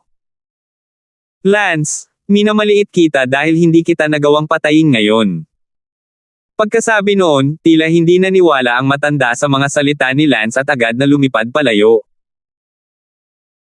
Ngumuso si Lance, naputol ko na ang kanyang leeg sa kalahati, at ginagamit pa rin niya ang kanyang panloob na kapangyarihan para lumipad, talagang hindi niya alam kung paano isulat ang salitang kamatayan. Oo nga. Lumipad ang matandang lalaki ng mga ilang dosenang metro, at sa sandaling lumipad siya palabas ng pinto ng bahay ni Lance, bumagsak ang buong katawan niya mula sa langit at dumapo sa isang kalye sa labas ng bahay ni Lance. Pagkaraan ng ilang saglit na paghihirap, namatay ang matandang iyon na likas na kahalili, dilat ang kanyang mga mata ng mamatay, akala niya ay makakapit siya hanggang sa mapagaling siya ng manggagamot, ngunit hindi niya inaasahan na ito ay kaya mabilis. Ang pagkamatay ng isang likas na perfectionist sa sikat ng araw ay nagdulot ng isang sensasyon sa kalye. Kaagad na may nag-ulat sa opisyal na tanggapan ng 9 Sec sa Starling City. Dalawang 9 sects innate perfection divine constable ang dumating upang imbestigahan ang pagpatay. Dahil ang kamatayan ay likas na pagiging perpekto, ang bagay ay napakaseryoso, ang pagpatay sa paanan ng langit ay hindi pinahihintulutan ng mga batas ng North Empire, napakaraming paghihiganti sa North Empire ay mga operasyon ng pagpatay, at ang ika-42 na prinsipe ay nagpadala ng likas na pagiging perpekto. Matandang lalaki upang patayin si Lance, na nakamaskara rin para patayin si Lance. Tumayo si Lance sa rooftop at bumantong hininga, ang matandang ito ay namatay sa kalye sa harap ng kanyang bahay, kaya malamang na may kinalaman siya dito. Agad na pumunta si Lance upang kumonsulte sa ika-40 prinsipe, pagkatapos ng ganoong malaking insidente, natakot si Lance na hindi niya mapigilan ang kanyang sarili. Ang iyong 40 maharlikang kamahalan, isang nakamaskara na likas na pagkumpleto ng matandang lalaki ay dumating lamang sa aking tahanan at nagbanta na papatayin ako, ngunit ginawa ko ang lahat ng aking makakaya upang gamitin ang lahat ng aking lakas sa pag-iisip sa isang nakakabighaning pag-atake, marahil ang matanda ay isang hindi gaanong likas na pagkumpleto, ngunit siya ay talagang natarante ng isang segundo sa aking buong lakas na nakakabighaning pag-atake. Hiniwa ko ang kalahati ng kanyang leeg sa segundong iyon, pagkatapos ay nagising siya, lumipad palayo sa kabila ng aking panghihikayat, at nahulog sa kanyang kamatayan mula sa pagkawala ng katawan mula sa hangin sa lalong madaling panahon. Nang makarating siya sa kalye sa harap ng bahay ko. Lance, paano mo mapapatay ang isang innate? Nagulat ang ika-40 prinsipe.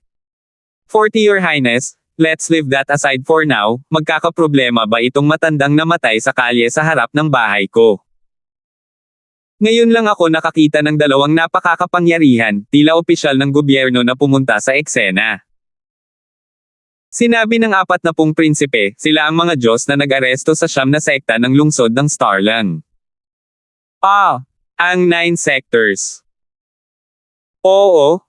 Ang 9 sectors ay ang pinakamataas na ahensyang nagpapatupad ng batas sa North Empire, at ang pinakamalakas na tao sa 9 sectors ay nagpoprotekta sa katatagan ng buong North Empire, hindi lang Starling City, kundi lahat ng bahay ng North Empire. Dahil may malaking kaso sa alinman sa mga lalawigan ng North Empire, ang mga Divine Constable ng 9 sectors ay dadagsa. Kasangkot sa investigasyon. 687. Ano ngayon? Ang lalaking unang dumating para patayin ako. Let's take it one step at a time. By the way, sinong nagtangkang pumatay sa'yo? Umiling si Lance at sinabing, hindi ko alam, sinabi ng matandang iyon na may perpektong likas na talento na gusto niya akong patayin sa sandaling nakilala niya ako. Ngumuso ang 40 prinsipe, bumalik ka muna, may ipapadala ako sa 9 sects para alamin kung sino ang namatay, at malalaman natin kung sino ang nagpadala sa kanya para patayin ka. Mabuti. Sa sandaling ito, sa bahay ng 42nd Prince. Report Your Highness, may malaking nangyari. Anong nangyari? The 9 doors ask you to go there is a murder case that you need to assist in investigating. Nagsalubong ang mga kilay ni Prince Ivan, isang kaso ng pagpatay, anong kaso ng pagpatay ang may kinalaman sa akin? Oo, si Rams. Hindi ba siya pumunta at pinatay ang asong iyon na si Lance? Your Highness, Ramsilio died on the street, so the 9 sects ask you to assist in the investigation. Nagulat si Prinsipe Ivan, paano ito posible, si Ramses Liao ay isang innate perfectionist, paano siya mamamatay? Your Highness, nasa 9 sects pa rin ang bangkay niya. Pumunta siya upang patayin si Lance, walang paraan na mapatay siya ni Lance, maaaring ang 40 prinsipe ang pumatay sa kanya. Ang bastos na iyon na si Yan Weng, may lakas ng loob siyang patayin ang aking mga tao, pumunta sa Department 9. Sa sandaling ito, sa tahanan ni Lance. Dumating si Brenda pagkatapos ng bagong taon, pumasok si Brenda sa looban ng bahay ni Lance, kung saan naghihintay sina Sarah at Bella sa pagbabalik ni Lance. Ate Biggs, nandito ka na. Sigaw ni Sarah nang makita niya si Brenda.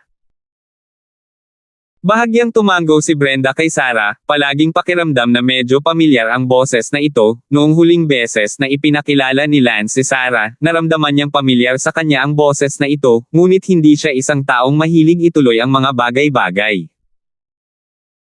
Kaya hindi niya malalaman kung nakita niya ito o hindi sa isang lugar o isang bagay, dahil hindi niya kilala ang taong ito sa kanyang isip. Sa pagkakataong ito, dumating siya pagkatapos ng bagong taon, nananatili pa rin muna sa bahay ni Lance, at muling tinawag ng babaeng ito ang kanyang kapatid na si Biggs, na nagparamdam sa kanya na muli siyang pamilyar.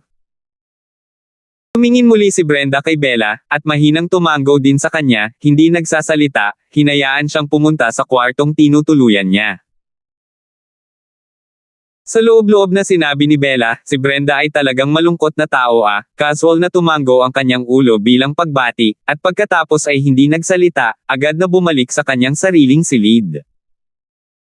Muling sumigaw si Sarah, "Ate Biggs, hindi mo ba talaga narinig ang boses ko o sadyang hindi mo ako pinansin? Hindi ko talaga sinasadya that time. Anong sabi mo?" Nagsalubong ang mga kilay ni Brenda. "Sister Biggs, mukhang nakalimutan mo na talaga ako. Well, naalala mo ba, noong killer ka, may kilala kang kaibigan, tinatawag na hacker Sarah." Gulat na tumingin si Brenda kay Sarah, sa sandaling ito, tila naaalala niya, hindi nakakagulat na medyo pamilyar ang boses ni Sarah. "Hehe, Sister Biggs? I'm Sarah Biggs. Kaya hindi mo narinig boses ko Akala ko sinasadya mo akong hindi pinansin, that time pumunta ka sa palanan para mag-mission, hindi naman sa hindi ako tumulong. Ikaw? Pero may something ako sa totoong buhay, sobrang hindi ako mapakali at balisa nung mga oras na yun, tapos nag-slow down ako, hindi na kita makontak, tapos hindi ko na hinanap ulit yung information mo. Ikaw ang hacker na pinangalan ng hacker Sarah. Paano ito posible, bata ka pa?" Hindi makapaniwalang tumingin si Brenda kay Sarah, naisip niya na ang eksperto sa hack na kilala niya, si Sarah, was at least a adult, even middle-aged, but she didn't expect that it was a little girl, no wonder feeling niya medyo pamilyar ang boses kanina. "Ate Biggs, I'm only a year younger than you buti na lang medyo mas cute ako tignan, at tretuhin mo akong bata, buti hindi ka galit sa akin." "Sarah, ikaw talaga? Hindi ko pa nakita ang totoong mukha mo, kaya ganito ang itsura mo." Medyo masayang sabi ni Brenda, gayunpaman, hindi masaya ang mukha niya, kundi isang magaang tingin, tumatawa o umaakyat para sa isang yakap o isang bagay na mas imposible, hindi siya ganitong uri ng tao. "Ate Biggs, nakilala kita noong una kang dumating dito bago ang bagong taon noong nakaraang taon, bagaman hindi kita na video, ngunit noong hacker ako, nakita kita sa surveillance. Akala ko nakilala mo ako at hindi mo ako pinansin." "Ceres, I'm sorry. I really didn't recognize that it was your voice at the moment. I just thought it sounds familiar, but I don't like to pursue why it's familiar. I stopped being an assassin after that mission." Sa palanan, pagkatapos ay nagpunta ako sa Martial Arts Academy at nawalan kami ng komunikasyon, nagpapasalamat ako sa iyo sa lahat ng tulong na ibinigay mo sa akin sa 3 buwang iyon. "Walang anuman." 3 buwan pa lang magkakilala sina Brenda at Sarah, kaya hindi ito masyadong pamilyar, isang magiliw na kakilala lang. "Manam." Tumango si Brenda, pagkatapos ay naubusan ng mapaksa at bumalik sa kanyang silid, sa pag-aakalang makakalipas ang ilang araw ay muli siyang lumabas. Pumasok si Lance sa looban. Si Bella ay abala, "Lance, paano ito? Sino ang nagpadala ng isang tao upang patayin ka?" "Hindi ko alam, ang 40 prinsipe ay nag-iimbestiga, hayaan mo muna akong bumalik, isa-isa lang, nandito ba si Brenda?" Tumingin si Lance sa pintuan ng kwarto ni Brenda at sinabi, "Well, kara-rating lang," sabi ni Bella. Dumating si Brenda pagkatapos ng bagong taon, at hindi alam ni Elsa kung kailan siya pupunta rito, kaya dapat sa susunod na 2 araw. Naglakad si Lance sa pintuan ng kwarto ni Brenda at kumatok sa pinto. "Branchia." Binuksan ni Brenda ang pinto. "Brenda, Happy New Year." Sabi ni Lance. Manam. Bahagyang tumango din si Brenda. Walang imek na ngumiti si Lance, inakala ng mga hindi nakakaalam na siya ay walang regalo, tanging ang mga nakakaalam lang ang nakakaalam na siya ay isang napaka-withdrawn na tao na bihirang makipag-usap sa sinuman, si Lance ay maaaring ang lalaking kumausap sa kanya. Ang pinaka. Bakit ang aga mo dito? Tanong ni Lance. Tumango si Brenda at sinabing, Lance, nag-isip ako ng paraan para magamot ang iyong lason. Hindi. Nagulat si Lance, ang tatlong bangkay na sutra ng pamilyang Harrison na sinaunang lason na tinamaan sa kanya ay pinagaling ni Brenda, si Lance ay medyo hindi makapaniwala sa kanyang talento sa pagkalason. Pumasok ka, bibigyan kita ng panlunas sa lason. Dir-diretsong sabi ni Brenda. Mabuti. Nag-aalala si Lance kung paano gagamutin itong 3-corp scripture ancient poison, malapit nang matapos ang isang buwan, ngunit hindi niya inaasahan na nakahanap si Brenda ng panlunas para sa kanya. Isinara ni Brenda ang pinto ng silid, sina Bella at Sarah ay naghihintay sa labas. Kumuha si Brenda ng itim na tela at sinabing, kailangan kitang takpan. Kailangan mo pa ring ma-blindfold para sa antidote. Napuno ng kalituhan si Lance. Huwag kang magsalita, mas mabuti kung hahayaan mo ang iyong sarili na makatulog. Piniringgan ni Brenda si Lance. Mabuti. Hindi na ito inisip ni Lance at agad na hinayaan ni Brenda ang kanyang sarili na matulog, ito ay dapat na mas mahusay na panlunas sa lason. Sa katunayan, ang pagtatakip ni Brenda kay Lance pati na rin ang pagpapatulog sa kanya ay walang kinalaman sa panlunas sa lason. Ang dahilan kung bakit ginawa ito ni Brenda ay dahil ayaw niyang malaman ni Lance ang kanyang paraan ng pag-detox ng lason. 688. Naglabas si Brenda ng isang maliit na syringe, pagkatapos ay ibinulong ang braso ni Lance at nakita ang berdeng linya sa braso ni Lance. Ang syringe ni Brenda ay tumusok sa braso at dahan-dahan, inilabas ang lahat ng lason mula sa katawan ni Lance papunta sa kanyang sariling katawan. Biglang namutla ang mukha ni Brenda. Tama, ang panlunas na natagpuan ni Brenda ay ang paraan ng pagguhit ng lason ay ang pagtatanim din ng lason na ito sa kanyang sariling katawan, na naging sanhi ng pagkalason ng dalawa sa 3-corp sutra ancient poison. Pagkatapos, gamit ang pamamaraan. Siya ay nagsaliksik, pagkatapos ay kukunin niya ang lahat ng lason mula sa kabilang partido patungo sa kanyang sarili. Sa sandaling ito, ang mukha ni Brenda ay mapatla, siya ay nalason ng 3-corp scripture ancient poison. Gayunpaman, patuloy na iginiit ni Brenda na hindi pa neresolba ni Lance ang lason, dahil hindi pa sinisimulan ni Brenda ang lason. Sa madaling salita, ang tinatawag na atraksyon ng lason ay isang paraan ng pag-akit ng katulad na uri upang maakit ang lahat ng lason mula sa katawan ni Lance papunta sa kanya. Nag-ingat si Brenda, at pagkaraan ng halos isang oras, lahat ng lason sa katawan ni Lance ay napunta sa kanya. Isang malinaw na berdeng linya ang nasa braso ni Brenda, habang wala ito sa katawan ni Lance. Hindi rin ginising ni Brenda si Lance at hinayaan siyang makatulog, siya mismo ang kumagat sa kanyang labi, kumuha ng isang dakot ng makamandag na damo mula sa isang bag, at pagkatapos ay kinain ang lahat ng ito ng hilaw. Ito ay may isang malaking pagkakaiba, ang makamandag na damong ito ay hindi papatay ng sinuman, ito ay magpaparalisa sa puso ng isang tao, pagkatapos na maparalisa, kahit na ang puso ay hindi maramdaman ang kanyang pagtibok, at ang kanyang bilis ng tibok ng puso ay lubhang nababawasan, at ang buong katawan ay magiging malubhang na pinsala, ngunit ang kanyang puso ay hindi aatakehin ng anumang iba pang lason. Sa ganitong paraan, ang tatlong bangkay na sutra sinaunang lason na tinamaan ni Brenda ay maaaring maprotektahan ang pusong nakabalat kayo, upang hindi ito mauwi sa pagkalason hanggang sa mamatay. Si Brenda ay magkakaroon ng mas maraming oras upang makahanap ng panlunas sa lason, ngunit ang 3-corp scripture ancient poison ay kinain ang mga meridian, na hindi nalutas ni Brenda.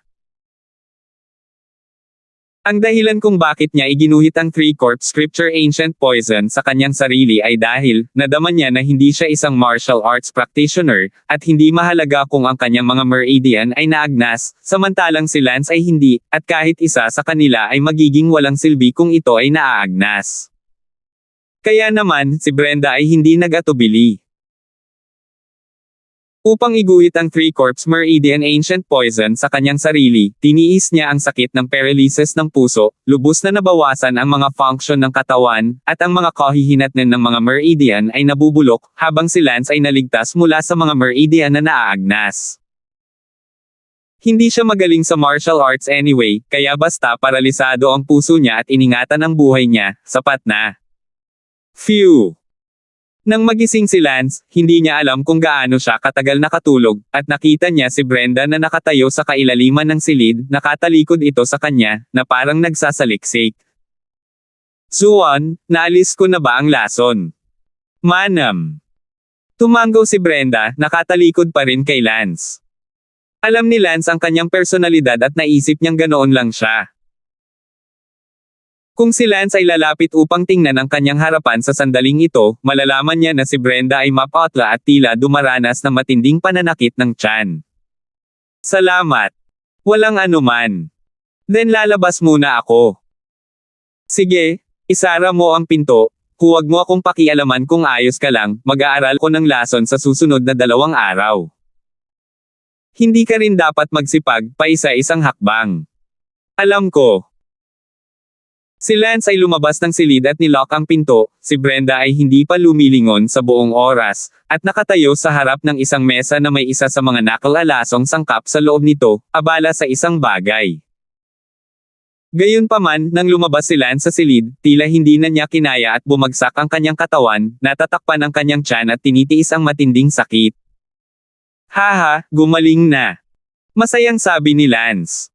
Sinabi ni Sarah, nakakamangha talaga si Sister Biggs. Natawa din si Bella, maswerte rin si Sarah, kung hindi, mahirap gawin, hindi ba sinabi ng 40 prinsipe na mag-iisip sila ng solusyon para sa iyo, bakit lahat sila tahimik, siya man lang. Isang prinsipe, kung talagang pumunta siya sa pintuan para humingi ng panlunas, hindi ba mangangahas ang pamilyang Harrison na ibigay ito? Bumantong hininga si Lance, desidido ang pamilyang Harrison na sayangin ko ang aking mga Meridian, pinaponte ng ika-40 prinsipe ang mga tao sa pamilyang Harrison noong nakaraang taon at hiniling sa kanila na bigyan ako ng antidote, ngunit sinabi ng pamilyang Harrison na ang 3-corps Scripture Ancient Poison ay napakahirap i-develop, at ang antidote ay mas mahirap, at wala silang handa na antidote. Next month. Tapos nakaroad mo na yung isang Meridian. Oo, kaya pusong bakal ang pamilyang Harrison na hayaan akong magka-road sa isang Meridian at pagkatapos ay bigyan ng 40 prinsipe ng panlunas, kung ganoon, nagbibigay din ito ng paliwanag sa 40 prinsipe, at naka-road ko na ang isang Meridian, kahit na aidmando ko ang emperador, kukunin ko ang pamilyang Harrison hindi umatras, bukod pa, napatay ko na rin ang higit sa 100 ng mga anak ng pamilyang Harrison, ang emperador ay walang masasabi kung nalaman niya, bukod sa, ang emperador ay maaaring hindi pa ako kinikilingan. Ito ang dahilan kung bakit ang pamilyang Harrison ay lubos na kumpiyansa, kung tutuusin, ang kanilang pamilyang Harrison ay mayroon ding 2 lampas sa katutubo, at malapit din sa ika-36 na prinsipe, kaya ang ika-40 na prinsipe ay wala ring choice. Ngunit sa kabutihang palad, nalutas ni Sarah ang problema para sa akin. Malamig ang tingin ni Lance, itong pamilyang Harrison, tiyak na kailangan silang bigyan ng palabas sa hinaharap. Sa sandaling ito, 2 malalakas na lalaki na nakadamit bilang mga opisyal ay pumasok mula sa labas, silang 2 ay katutubo. Sino si Lance? Ako ay. Lance, ipinatawag ka ng Department 9 na pumunta kaagad, may nag-aakusa sa iyo at sa 40 prinsipe ng pagpatay. Sige. Pupunta ako dyan. Alis na. Sinundan ni Lance ang 2 makapangyarihang opisyal ng gobyerno. Dumating si Lance sa 9 sects at nakita ang isang lalaki kaagad sa pampublikong bulwagan, ang ika-42 na prinsipe, si Ivan. Natigilan si Lance, maaaring ang taong ipinadala upang pumatay sa kanya ay ang ika-42 na prinsipe na ito. Mukhang hindi nasaktan ni Lance itong 42 prinsipe, tama. Isang malakas na tao mula sa 9 sects na nalampasan ang likas na kalikasan ang nakaupo sa tuktok ng pampublikong bulwagan. Ang Nine Sectors Gate ay isang napakalakas na ahensyang nagpapatupad ng batas, at ang malakas na tao sa loob ay natural na hindi pangkaraniwan. Si Your Excellency. Pumasok si Lance sa public hall at nagbigay galang. Ikaw si Lance.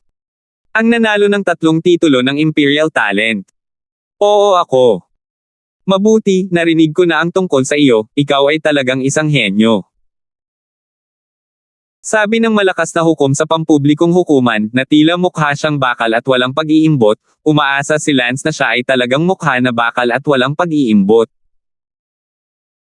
Sa sandaling iyon, ang ika-42 na prinsipe ay abala sa pagsasabing, Lord Yu, ang kriminal na si Lance ay narito, magmadali at ilabas ang ulo ng aso na guillotine ang ulo ng kanyang aso, at ipaghiganti ang pagkamatay ng aking subordinate na Ram Liao. Gayunpaman, hindi sinunod ng Panginoong iyon ang utos ng ika-42 na prinsipe, at sinabing, ang iyong ika-42 na kamahalan, kung si Lance ay nagkasala o hindi, ang hatol ay wala pa, ang lahat ay kailangang maghintay hanggang sa maging malinaw ang investigasyon. Panginoon ikaw, ano ang ibig mong sabihin? Nabalisa ang 42 prinsipe. Your Highness 42, please also be quiet at the side and don't disturb my judge to break the case. Sabi ng unang judge ng Nine Gates. Siyam na sektor, mayroong kabuuang siyam na hukom, ang unang hukom ay ang pinakamahina at hinarap ang pinakamababang kaso, bawat hukom ng siyam na sektor ay personal na pinili ng emperador, mukha na bakal at walang pag-iimbot, at hindi maimpluwensyahan ng sinuman. 689. Lord Yu, you dare to disrespect this prince. Galit na galit si Prince 42. Sinabi ng unang tagahangang huwes, kamahalan 42, kung ang ibig mong sabihin ay kawalang galang ang pagsuway sa iyo, maaari mong kasuhan ang emperador. Sa sandaling iyon, pumasok ang 40 prinsipe. Si Your Highness 40. Napayuko ang maraming tao. Meet Your Highness the 40th Prince. Bahagyang yumuko si Lance. Nang makita ng 42 prinsipe si Ivan na paparating, nagalit sila, Ivan, pinatay mo ang aking mga tao at nang ahas pa ring lumapit. Ivan Imperial Brother, huwag kang bumubulwak ng dugo, anong patunay ang mayroon ka na pinatay ko ang iyong mga tao? Medyo nagalit din ang ika-40 prinsipe, halatang siya ang nagpadala ng taong pumatay kay Lance at nauwi sa pagkamatay. Sa halip, narito pa rin siya upang magreklamo tungkol sa kasamaan. Two princes be quiet. Sabi ng unang fan judge. Tumahimik ang pampublikong bulwagan at sinabi ng unang tagahangang huwes, kamahalan 42, ngayong narito na ang mga partido, inaakusahan mo ang ika-40 prinsipe at ang kanyang pantulong na ministro, si Lance, na pumatay ng isang tao, mayroon ka bang ebidensya? Bumantong hininga si Ivan, hindi ko kailangan ng anumang ebidensya, alam pa rin nila iyon. Kung sasabihin mo lang iyan, di natin masasabing sila ang mga mamamatay tao, Prinsipe Ivan, mas mabuting gumawa ka ng matibay na ebidensya. Sinabi ko na alam nila sa kanilang mga puso. Ang 42 mata ng prinsipe ay galit na tumingin kina Peter at Lance. Siyempre naiintindihan ni Lance sa kanyang puso, ngunit saan kaya, ang 42 prinsipe ay nagpadala ng isang tao upang pumatay sa kanya sa unang lugar, naglakas loob ba siyang sabihin ito? Kahit na naiintindihan mo, ano? Kamahalan 42, kung walang ebidensya, ang opisyal na ito ay ipagpaliban ang korte. Pinigilan na ni Prinsipe 42 ang pagsasabi ng totoo, ngunit kung gagawin niya ito ay makakasama rin sa kanya, at sa huli, hindi pa rin niya ito sinabi. Ang ika-42 na prinsipe ay umungol, Peter, tandaan mo ang iyong ginawa, at ikaw, Lance, hintayin mo ako, alipin ng aso, ipapaalam ko sa iyo kung gaano ako kalakas, bagay na aso. Pagkatapos sabihin iyon, inihagis ng 42 prinsipe ang kanilang mga manggas at umalis. Ang panloob na galit ni Lance ay nakasalansan na parang bundok. Ang anak ng isang asong ito, gustong patayin siya ni Lance, at magiging madali para kay Lance na patayin siya. Sa loob-loob na sinabi ni Lance, ako, si Lance, ay may prinsipyo bilang isang tao, papatayin ko ang sinumang gustong pumatay sa akin, kahit sino pa sila. Ang prinsipyong ito, binabago ko ba ito ngayong nahaharap ako sa kapangyarihan? Itong 42 prinsipe, wala akong sama ng loob sa kanya, kung sasabihin kong nasaktan ako, ito ay hindi hihigit sa huling pagkakataon na ni-recruit niya ako, tinanggihan ko siya, iyon lang. Ngunit siya, gayunpaman, nagpadala ng isang tao upang patayin ako, isang bastard, ako ba, si Lance, binabago ko ang aking mga prinsipyo dahil lang sa siya ay isang prinsipe. Hindi ko babaguhin ang aking mga prinsipyo, at tiyak na kukunin ko ang buhay ng sinumang magnanais ng aking buhay, kahit na siya ay isang prinsipe. Kumikislap ang mga mata ni Lance na may bakas ng layuning pumatay. Itong Ivan, hindi na siya matiis ni Lance, masyado siyang bully, kaya huwag mong sisihin si Lance sa pagiging walang awa. Siyempre, hindi magiging tanga si Lance na patayin siya sa sikat ng araw, kaya nagdudulot ng gulo at nagbabanta sa sarili niyang kaligtasan. Kaya, siyempre, pinaslang siya ni Lance. Ngunit natatakot ako na hindi ganoon kadali ang pagpatay kay Ivan, kasama ang napakaraming oiliary minister sa ilalim ng kanyang pamumuno, kahit na mas mataas sila kaysa sa kaharian ni Lance, tiyak na, be that easy to assassinate him. Sabi ng unang fan judge, sige, pwede na kayong bumalik. Si Lance at ang 40 prinsipe ay umalis sa siyam na sektor. Sinabi ng 40 prinsipe, Lance, sa panahong ito, huwag kang tatakbo saglit, dahil planong patayin ka ni Ivan, natatakot ako na kung mabaigo ka ng isang beses, magkakaroon ng pangalawang pagkakataon, at ako natatakot ako na ang taong pinadala para pumatay sa iyo sa pangalawang pagkakataon ay magiging mas malakas pa. Ipapadala ko si Andong para protektahan ka hanggang sa umalis ka para mag-aral sa ibang bansa. Salamat, kamahalan 40. Lance, saan mo ba talaga sinaktan si Ivan? Bakit siya magpapala ng taong pumatay sa iyo? Tanong ng 42 prinsipe.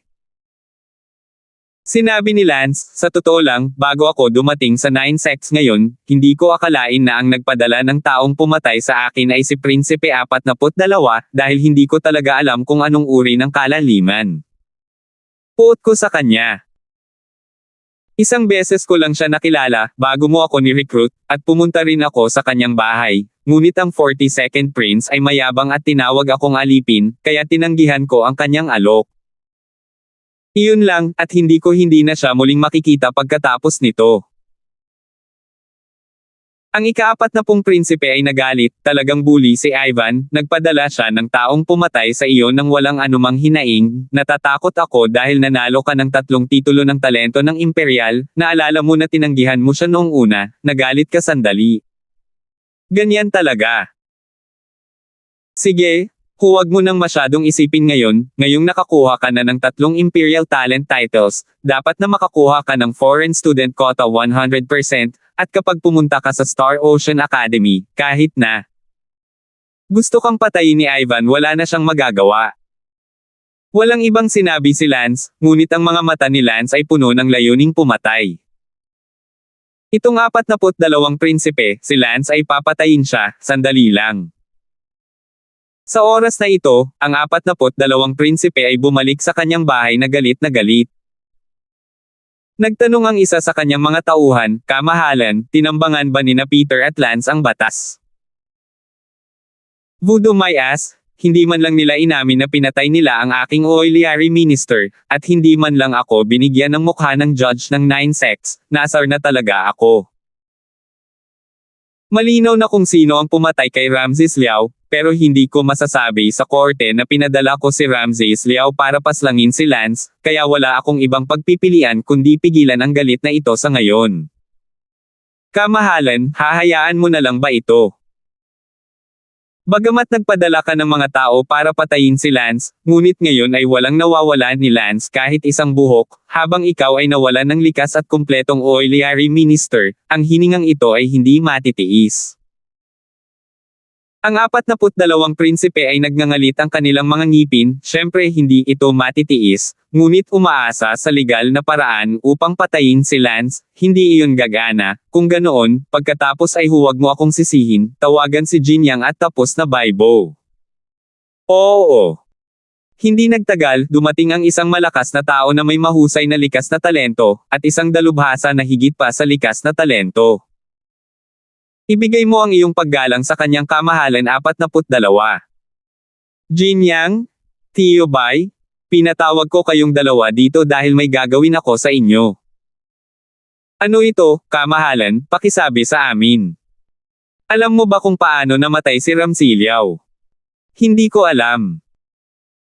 Bueno, pagkatapos ay sasabihin ko sa iyo, ipinadala ko si Ramsilyaw upang patayin si Lance, ngunit bilang isang resulta, si Ramsilyaw mismo ay namatay sa kalye sa labas ng bahay ni Lance, at malinaw na ang mga tauhan ng 40 prinsipe ang pumatay kay Ramsilyaw. Nais kong ipaghiganti mo ngayon ang pagkamatay ni Ramliao sa pamamagitan ng pagpunta upang patayin si Lance, at pagkatapos ay patayin ang likas at matagumpay na Oiliari Minister ng 40 prinsipe, upang maging pantay tayo. Nagulat silang dalawa. Jinyang, isa kang innate perfection, papatayin mo si Lance, at si Baibo, ikaw ay nasa Unity Realm, ikaw ang may pananagutan sa pagpatay sa innate perfection na iyon ni Peter. Okay, iyon ang mission, umalis na kayo. 690. Ito. Pumunta ka. Ang matandang iyon na tinawag na Baibo ay nagsabi, kamahalan, ang pagpatay sa pantulong na ministro ng isa pang prinsipe, ang bagay na ito ay hindi karaniwan, hindi ito dapat maging walang ingat. Baibo, hindi mo ba narinig ng malinaw, si Peter ang unang pumatay sa mga tao ko. Ngunit iyon ay dahil pinadala mo siya upang patayin si Lance sa unang lugar. Pinadala ko ba siya para patayin si Lance para mapatay niya ang aking mga tao? Sa bagay, galit ako. Bakit ang isang hamak na prinsipe ay maglalakas loob na patayin ang aking mga tao, sa pagkakataong ito, kung hindi ko papatayin si Lance at ang likas na pagiging perpekto? Bantay niya, ako, si Ivan, ay hinding-hindi papayag. Bumalik si Lance sa kanyang tahanan. Alam ni Lance na ang 42 prinsipe ay tiyak na magpapadala pa rin ng taong pumatay sa kanya, at si Lance ay napuno ng galit at pagkadismaya, isang apoy na wala nang dapat ilabas sa loob. Kung talagang pinatay ni Lance ang 42 prinsipe at napag-alamang ginawa ito, kung gayon walang paraan para iwan ng buhay ang lungsod ng Starlang, ang maharlikang pamilya ay walang kapantay para sa kanya. Ngunit kung hindi niya papatayin ang lalaking ito, hindi ito magagawa ni Lance kung nakita niya kung gaano siya ka-arrogant at hindi makatwiran, at papatayin niya ito. Ano ba ang dapat nating gawin? Natatakot ako na kapag binabantayan ka ng isang prinsipe, ikaw ay magkaproblema sa hinaharap. Totoo bang mabilis ka lang makapag-aral sa ibang bansa? 1 segundo upang tandaan na basahin ang libro. Sa sandaling iyon, may sumigaw mula kay Bella, Brenda, anong nangyayari sa iyo? Agad na sumugod si Lance sa silid ni Brenda. Anong mali?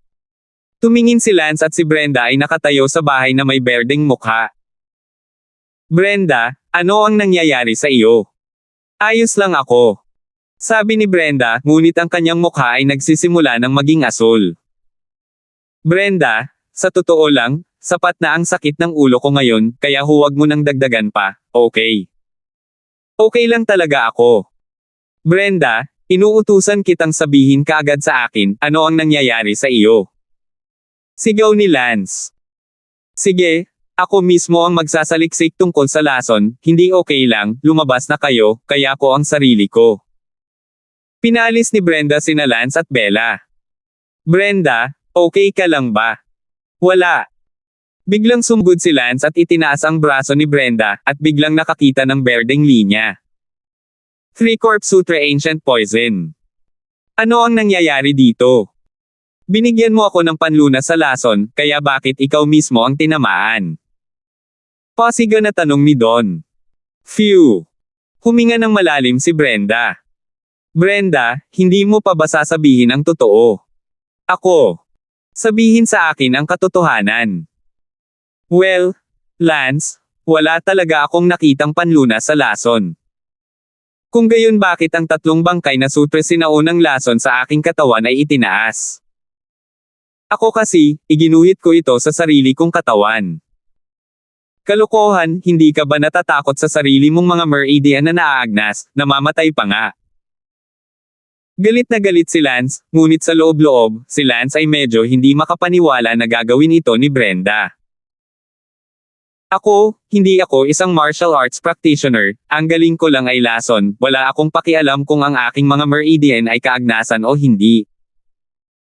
Kung tungkol sa kamatayan, nakontrol ko ito sa isang paraan o sa iba pa, ngunit ginawa ko. Huwag mong asahan na magiging asul, pero okay na talaga ako ngayon.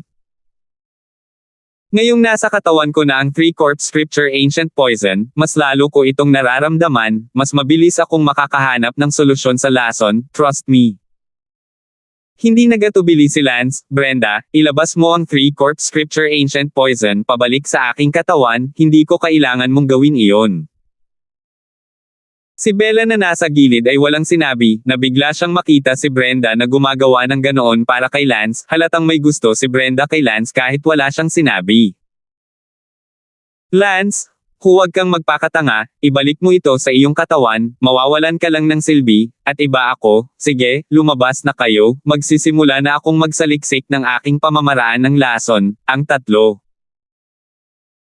Corpse Sutre Ancient Poison ay nasa aking katawan, mas magiging madali para sa akin ang pagsasaliksik nito, napipilitin din ako.